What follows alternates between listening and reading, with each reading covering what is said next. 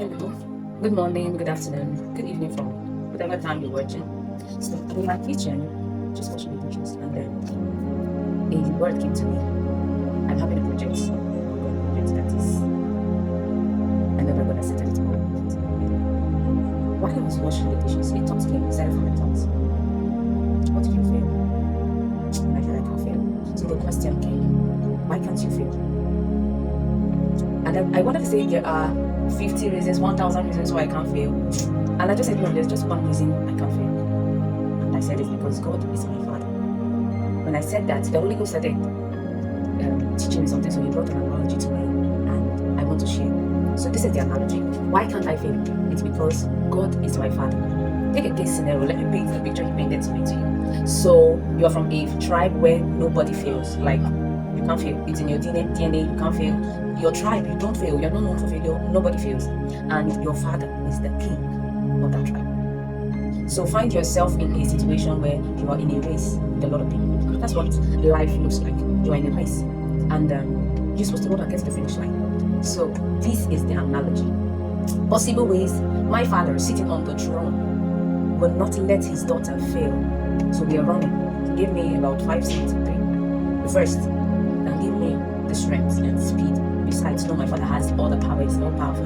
Can give me strength to just run faster than every other person and get to the finish line. Another scenario, in case it gets to the point where I have like 2 or 3 or 4, 5, 10 people who have outrun me, my father is able to miraculously put speed in lift. And I will outrun those that have outrun. The error is that as we are all running, his hands can pick me up. And in a marathon, it's not always straight lines, right? There's always a turn and a turn and a turn.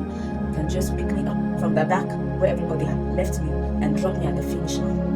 And when they turn and get to the finish line, they find me there, kneeling down and saying thank you, Papa.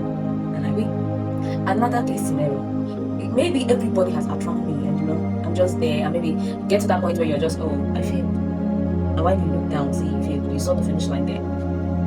And so your father says everybody who outrun the finish line is disqualified, and you who is found on the finish line is the winner. So by all means, can't fail. Let me give an explanation. The explanation the Holy Spirit gave me to these case scenarios.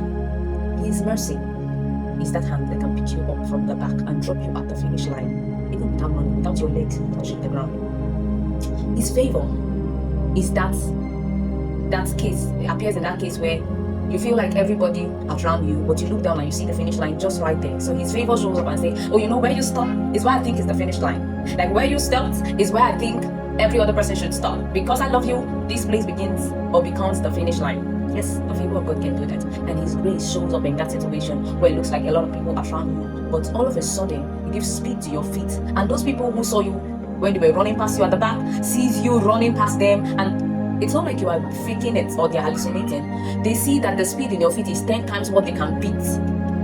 That's grace. Dear believer, if you are listening to me, I would like you to let these words sink. And I would like to let you know that you can't fail no matter what. That's it. You cannot fail. Whatever happens. As far as you love the Lord and you are called according to his purpose, chill. Your father is the king. He is the one who makes the rules for the game. He's the one that calls the shots. He says where to stop, where to start. That's your father.